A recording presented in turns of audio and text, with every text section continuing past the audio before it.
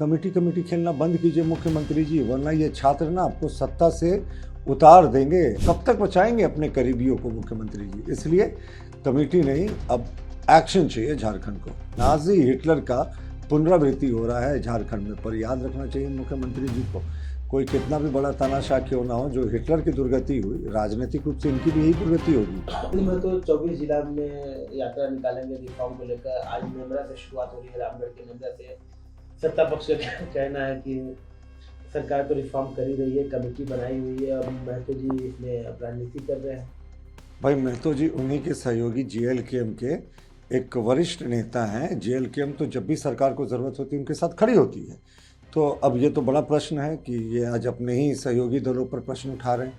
और हमारा कहना है आंदोलन करने की प्रजातांत्रिक तरीके से संविधान अधिकार देता है। मैं बार बार कहता हूँ article 19(1)(a), article 19(1)(b) totality में देखें तो शांतिपूर्वक आंदोलन पे कहीं रोक नहीं लगी, तो फिर इनको क्यों आपत्ति हो रही है? और जो रिफॉर्म की कमेटी बनाने की बात कर रहे हैं, कमेटी कमेटी खेलना बंद कीजिए मुख्यमंत्री जी, वरना ये छात्र ना आपको सत्ता से उतार देंगे, आपको ठोस निर्णय लेने होंगे। ये कैसा लॉजिक रहता है कि इंटरव्यू में सेटिंग के आरोप में आपके मेंबर की गिरफ्तारी हो जाती है, लेकिन माफ़ कीजिएगा मेंबर के PA की गिरफ्तारी हो जाती है, लेकिन मेंबर जो एक्चुअली इंटरव्यू बोर्ड में बैठता है, जिसके थ्रू सारा डीलिंग हुआ PA के थ्रू, वो मेंबर को क्यों गिरफ्तार नहीं किया जाता है? तो कब तक बचाएंगे अपने करीबियों को मुख्यमंत्री जी? इसलिए कमेटी नहीं, अब एक्शन चाहिए झारखंड को।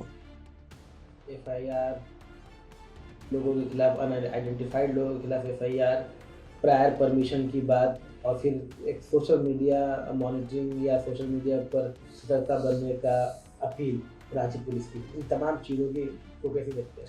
देखिए कभी कभी तो हमें लगता नहीं कि झारखंड में ये सरकार प्रजातांत्रिक मूल्यों पे चलती है। मैं तो बार बार कहता हूँ कि ये सरकार ने जो कुछ किया ना, वो नाजी पार्टी और हिटलर के रूल की याद दिलाती है।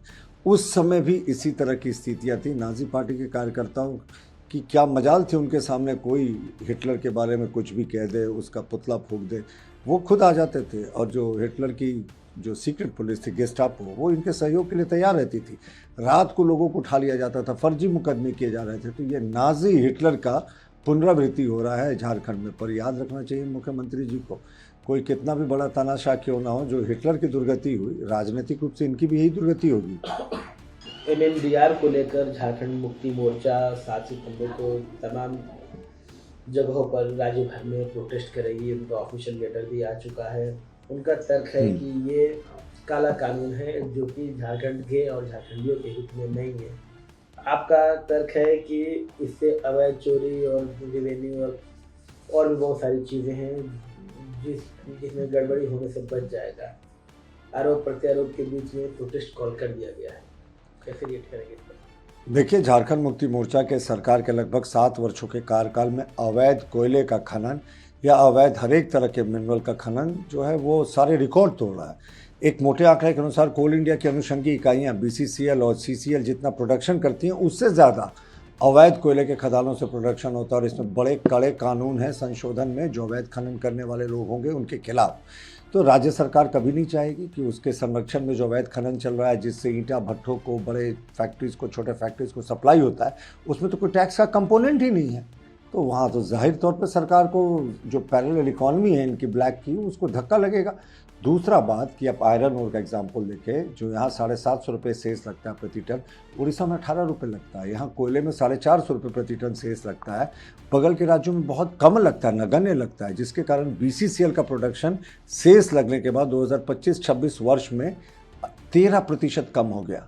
तो जैसे प्रोडक्शन कम होगा मिनरल का प्रोडक्शन, तो रॉयल्टी कम मिलेगी, और रॉयल्टी कम मिलेगी तो राज्य को उसका अंशदान कम मिलेगा। तो इससे लॉन्ग टर्म में राज्य सरकार को नुकसान है, पर ये अवैध खनन के चक्कर में सब कुछ कर रहा है। प्रभातखबर.com, विश्वास वही, रफ्तार नहीं।